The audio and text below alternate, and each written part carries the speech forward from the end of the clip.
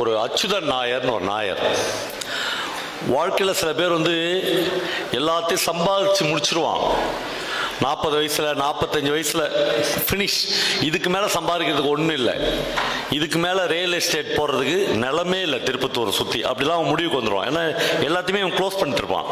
சக்ஸஸ்ஃபுல்லாக எல்லாத்தையும் முடிச்சுட்டு பேங்க்கில் ஒரு 10 கோடி, ஒரு 4 வீடு எல்லாமே செட்டில் ஆன பிறகு அவனுக்கு என்ன பண்ணுறதுனே தெரியாது. அப்படி தெரியாதவனுடைய பகல் பொழுதுகள் இருக்குதுல்ல, அது எப்படி இருக்குன்னு உங்களுக்கு யாருக்குமே தெரியாது. ஏன்னா இங்கே உட்காந்துக்கிற யாருமே அவனில் ஒருத்தனா ஒரு நாள் கூட இருந்திருக்கவே முடியாது. பயங்கரமாக சம்பாரிச்சுட்டு இதுக்கு மேலே இந்த வாழ்க்கை எப்படி ஓட்ட, ஏன்னா சக்ஸஸ் அவனுக்கு எல்லாமே. சக்ஸஸ் என்பது பணம் மட்டும்தான். அப்படி அந்த அச்சுதன் நாயர் என்ன பண்ணுவார்னா, ஒரு பழங்குடி ஒரு ட்ரைபை போய் கூட்டின்னு வாடான்னு அனுப்புவார். இந்த காணிக்காரர்கள், இருளர்கள் அப்படி நிறைய ட்ரைப் இருப்பாங்களா, அப்படி ஒருத்தனை போய் கோலப்ப ஆச்சாரின்னு ஒரு ஆச்சாரி போய் கூட்டின்னு வருவான்.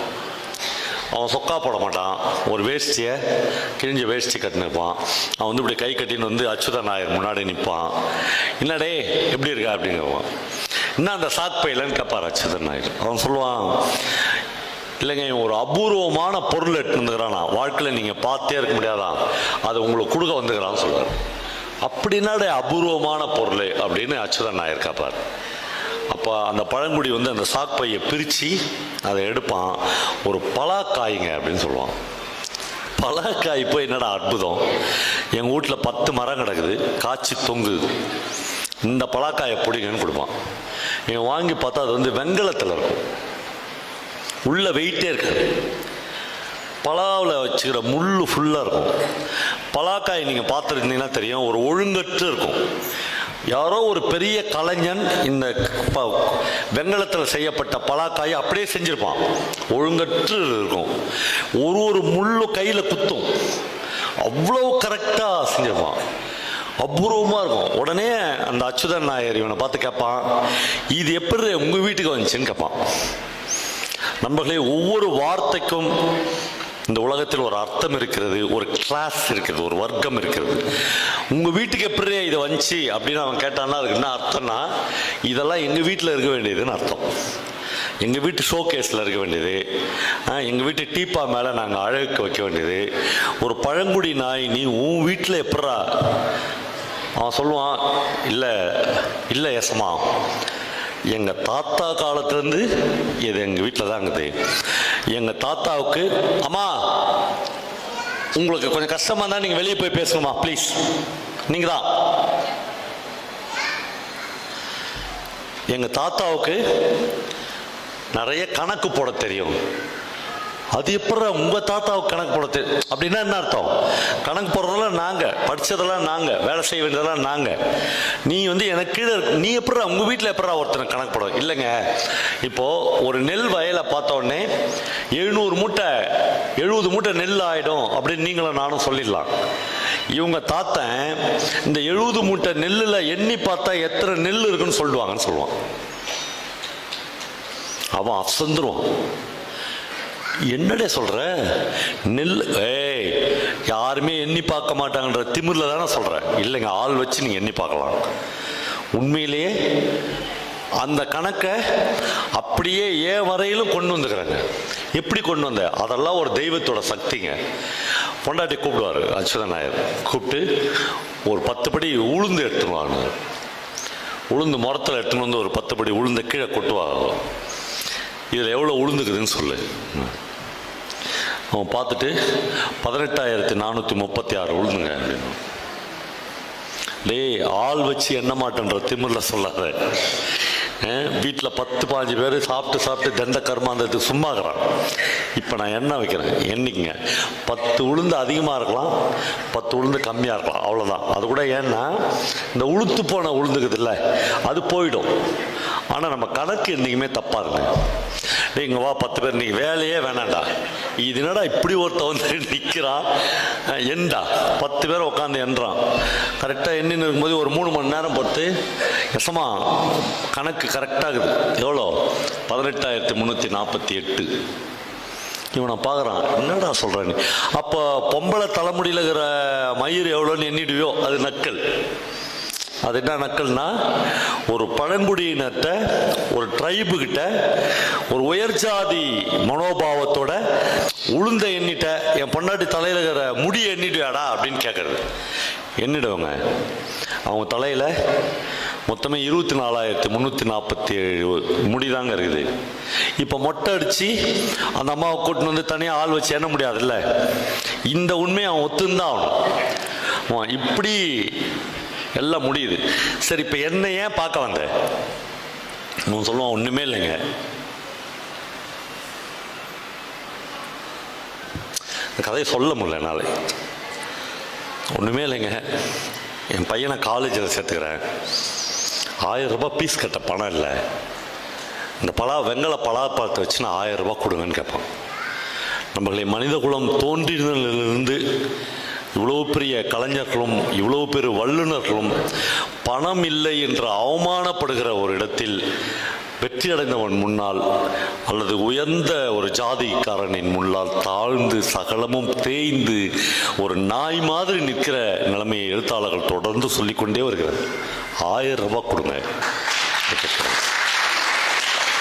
1000 ரூபாய் கொடுத்துருவான். ஏன்னா அவனுக்கு தெரியும் இவனுடைய மதிப்பு 1000 இல்லை, பல 1000. அவனுக்கு தெரியாது, இவனுக்கு தெரியும். ஆனால் வீட்டில் ஒரு தெய்வம் மாதிரி வைத்திருந்த, தன்னுடைய மூதாதையர் காலத்திலிருந்து வைத்திருந்த ஒரு பலாக்காயை, அது பலாக்காய் இல்லையா, அவனுடைய குல தெய்வம், ஒரு 1000 ரூபாய் பையன் படிக்க வேண்டும் என்பதற்காக எட்டு வந்து இவங்கிட்ட விற்கிற ஒரு துர்பாக்கியமான நிலை இருக்கும். எல்லாம் முடிஞ்சிச்சு. உண்மையிலே நீ பெரிய ஆள் தான்டே, உண்மையிலே உங்கள் தாத்தா பெரிய ஆள் தான், ரொம்ப நன்றிங்க, என் பையனுக்கு ஃபீஸ் கட்டணும், போயிட்டு வரேன். காளியன் அவன் பேர். கொஞ்சம் தூரம் போவான். இவனால் இவனுடைய தோல்வியை ஒத்துக்க முடியாது. என்னன்னாலும் இவன் தோத்துட்டான். உங்களுக்கு புரியுதா? என்னன்னாலும் இவன் என்ன பண்ணாலும் 2-3 செக் பண்ணா அவனா ஜெயிச்சான். ஒரு பழங்குடி முன்னால் நம்ம தோத்துட்டோமே என்று அந்த நாயரால் அந்த தோல்வியை ஒத்துக்கவே முடியாது. அந்த கோலப்ப ஆச்சாரியை பார்த்து அவன் கேட்பான், ஆச்சாரி அவன் எவ்வளோ தூரம் போயிருப்பான்? ஒரு 10 மைல் நடந்திருப்பாங்க. வண்டி கட்டு, அவனை போய் கூட்டின்னு வா, இன்னொரு கணக்கு மிச்சம் இருக்கிறது. அவன் கூட்டின்னு வருவான். அவன் கூட்டின்னு வர்றதுக்குள்ளே இவர்கள் கணக்கு போட்டு ஒரு விஷயம் செய்வார்கள். இவருடைய பத்தாயத்தில் நம்ம வந்து உரை குதிர்னு சொல்லுவோம்ல, நம்ம வீட்டில் தானியங்கள், அவங்க வந்து ஒரு குதிர் இருக்கும் அந்த வீட்டில். அந்த குதிர் நிறைய வெங்கல காசுகள் இருக்கும். எப்படின்னா, இந்த அச்சுதன் நாயர் திருவிதாங்கூர் மன்னனுக்கு வரி வசூல் செய்து கொடுக்கிற ஒரு ஏஜென்ட்டாக வேலை பார்த்தவர். நமக்கு இந்த கதையின் நுட்பத்தை நீங்கள் தவற விட்டீங்கன்னா இந்த கதையை மிஸ் பண்ணுவீங்க. அப்படி பண்ணுகிற போதெல்லாம் அந்த மரக்கார்களை அதில் அளந்து தான் தானிய இதோ வாங்குவாங்க, அந்த வெங்கல காசை வாங்குவாங்க. அப்படி வாங்கும் போதெல்லாம் இந்த மரக்காவுக்கு ஒரு லேயர் ஃபுல்லாக புளியை ஒட்டி அளந்து போடுவாங்க. ஒவ்வொரு தடவை அப்படி அளக்கும் போதும் அந்த புளியோடு சேர்ந்து ஒட்டி கொண்டு இருக்கிற தானிய காசு முழுக்க அன்னைக்கு ராத்திரி இவங்களுடைய பத்தாயத்துக்கு வந்துடும், அந்த உரைக்கு வந்துடும். அப்படி இந்த உரை முழுக்க நிரம்பி இருக்கிற காசு இவங்க வீட்டில் இருக்கும். ஒரு கட்டத்தில் இந்த வெங்கல காசு செல்லாததாக கவர்மெண்ட்ல அனௌன்ஸ் பண்ணுவாங்க. மொத்த வெங்கல காசும் செல்லாததாக அனௌன்ஸ் பண்ணியாச்சு. அதனால பத்தாயத்திலே இருக்கு. இது எல்லாம் திருவிதாங்கூர் மன்னனுக்கு சேர வேண்டிய எவ்வளோ பெரிய இன்டர்நேஷனல் ஃப்ராடாக இருக்கிறாங்க பாருங்க. இவன் வந்து இன்னொருத்தனுக்கு அட்வைஸ் பண்ணுறான் இல்லையா? ஆமாம், நான் இந்த மரபு இருக்குல்ல, அது இன்னைக்கு இருக்கு. என்னன்னா, நம்ம டிவியை திறந்து பாருங்க, அப்படியே ஒயிட் ஷர்ட், ஒயிட் வேட்டி, கரை வெட்டி வேட்டி கட்டி நாம் எவ்வளோ ஒழுக்கமாக இருக்கணும் அப்படின்னு இவன் அட்வைஸ் பண்ணுவான். அடுத்த நாள் கோர்ட்டில் போனால் 1,10,000 கோடி அடித்தான், 45 கோடி அடித்தான், 80 கோடி அடித்தான்னு இவனை நம்மளுக்கு காமிக்கிறான். இவன் முந்தல் நாள் காலையில் நம்மளுக்கு அட்வைஸ் பண்ணியிருப்பான். இதெல்லாம் அந்த அச்சுதன் நாயர் பரம்பரையில் வந்தவங்க தான் இவங்க எல்லாருமே.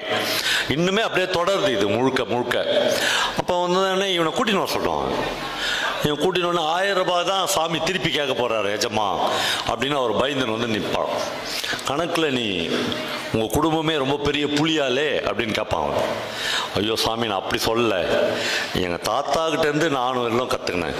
இப்போ நாளைக்கு இது பரீட்சை, நேரம் உளுந்து பொறுக்கண்டு முடிய எண்ணந்து அதெல்லாம் இல்லை, இப்போ வைக்க போகிறேன், அதான் பரீட்சை. மரக்காலில் காசை அளந்து போடலை, அளந்து போடுறோம். அதே ட்ரெடிஷன், அதே புளி ஒவ்வொரு முறை அளந்து போடும்போதும் ஒரு 20 மரக்காய் அளந்து போட்டு இதில் எவ்வளோ காயின்ஸ் இருக்கும் சொல்லு பார்க்கலாம். சொல்லிடுவோங்க எவ்வளோ இருக்கும்? 34,347. கம்மி ஆகிட்டா அந்த 1000 ரூபாய் நான் உங்கள்கிட்ட கொடுத்துட்றேங்க. அது முக்கியம். கம்மி ஆகிறதுக்கு வாய்ப்பே இல்லைங்க. இப்பொழுது அதே ஆட்களை வைத்து அச்சுதன் நாயர் காசை எண்ண வைக்கிறார். காசு மிக நிச்சயமாக இவன் சொன்ன கணக்குக்கு வரவே வராது. ஆனால் ஒவ்வொரு மரக்கா அளக்கிற போதும் புளியில் ஒட்டப்பட்ட காசு தனியாக ஒரு இடத்துக்கு போயிடுச்சு. கடைசியாக எண்ணி முடிக்கிற போது கிட்டத்தட்ட 4000 ரூபாய் டிஃபரன்ஸ் வருகிறது. அவங்ககிட்ட அந்த அச்சுதன் நாயர் சொல்கிறார், 4000 ரூபாய் டிஃபரன்ஸ் வருது. யாரை ஏமாத்துறார் நாயை என்று சொல்கிறார். என் கணக்கு எப்படி தப்பாச்சுன்னு எனக்கு தெரியலைங்க. இதுவரையிலும் தப்பானதே இல்லைங்க. நான் வழங்குற குலதெய்வம் ஒரு நாளும் என்னை ஏமாத்தந்தே இல்லைங்க. என் கணக்கு தப்பாச்சுன்னா நான் வாழ்ந்தே பிரயோஜனம் கிடையாதுங்க. நான்கு செத்துருவோங்க என்று அவன் கதறுகிறான். முதல்ல 1000 ரூபாய் எடுத்து டேபிளில் மேஜையில் விடா நாயை யாரை ஏமாற்றி படைக்கலான்னு வந்துட்டேன். எத்தனை பேர் இது மாதிரி பொறுப்பு? இவ்வளவு ஏசி சொற்களையும் அந்த பழங்குடி கேட்கிறான். அந்த பணத்தை எடுத்து அவன்கிட்ட வச்சுட்டு என் கணக்கு எப்படி தப்பாச்சுன்னு தெரியலைங்க என்று அவன் புலம்பிக் கொண்டே போகிறான். நம்மளே ரமணன் என்று எனக்கு பிடித்தமான ஒரு கவிஞர் இருந்தார். அவர் அற்புதமான 2 வரி எழுதியிருந்தார். மனிதனை மறந்த தத்துவம் எல்லாம் மண்ணில் போகட்டுமே, அவன் கண்ணீர் துடைக்க மறந்த கைகள் கனலில் வேகட்டுமே என்று எழுதியிருந்தார்.